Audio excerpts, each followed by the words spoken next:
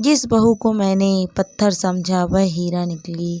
कंचन जी की आंखों से नींद कोसों दूर थी। नींद आए भी कैसे, उनके पति और इस घर के मालिक मदन लाल जी इस दुनिया और भरे पूरे परिवार को छोड़कर जा चुके थे। मदन लाल जी अपने पीछे उनकी जीवन संगनी कंचन जी, 2 बेटे 2 बहुएं, 4 पोता पोती, 1 बेटी दामाद को छोड़कर गए थे।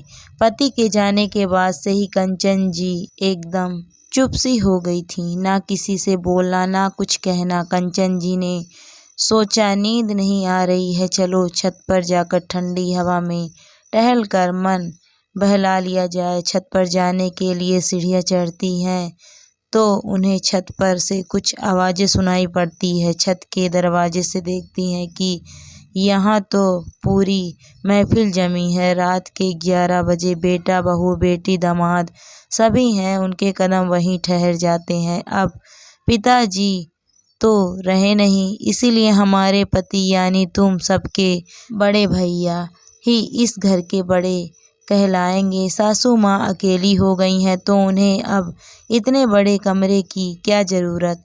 हमारा कमरा भी अब हमें छोटा पड़ने लगा है। उनका कितना बड़ा और कितना आलीशान कमरा है।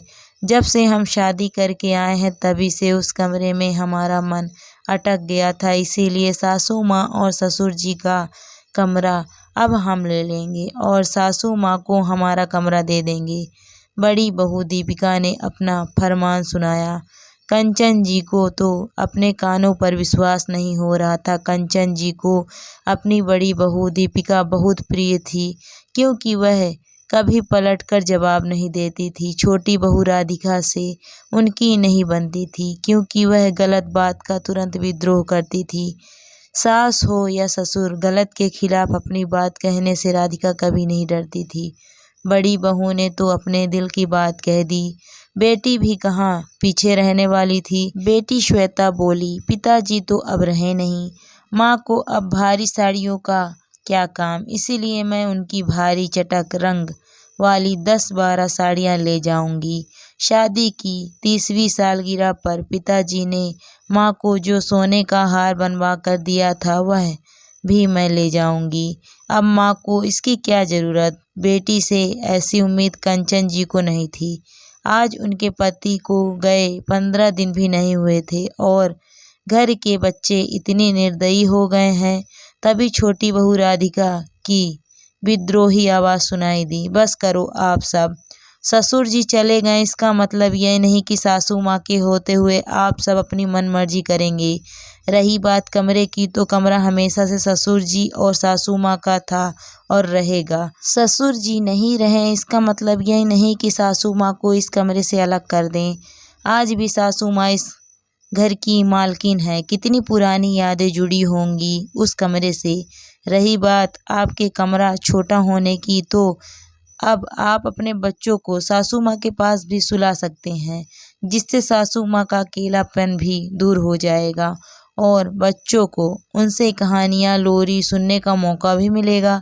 राधिका ने बड़ी बहू दीपिका से कहा, और श्वेता दीदी, आप बेटी होकर अपनी माँ के प्रति इतनी निर्दयी कैसे हो सकती हैं।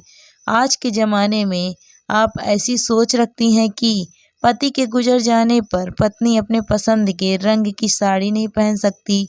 ससुर जी सासू माँ को हमेशा चटक रंगों में देखना पसंद करते थे। गहने साड़ियाँ उनके हैं, जिसे चाहे दें पहने, उनकी मर्जी। हमें उनकी इच्छा का मान रखना चाहिए। हमें उनके जीवन में खुशियों के रंग भरने चाहिए, ना कि उनकी ज़िंदगी बेरंग कर देनी चाहिए।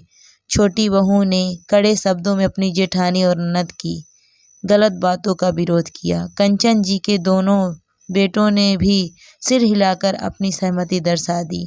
तभी सासू माँ सबके बीच आती हैं और छोटी बहू राधिका के सिर पर हाथ रखकर वापस अपने कमरे में चली जाती हैं और अपने पति की तस्वीर के सामने खड़ी हो गईं, मानो कहना चाहती हूँ कि जिस बहू को मैंने पत्थर समझा वह हीरा निकली। दोस्तों, कहानी आपको कैसी लगी कमेंट करके ज़रूर बताइएगा। कहानी अच्छी लगी हो तो वीडियो को लाइक शेयर ज़रूर करें। अगर आप मेरे चैनल पर नए हैं तो प्लीज़ मेरे चैनल को ज्वाइन भी करें। Thank you for watching my video.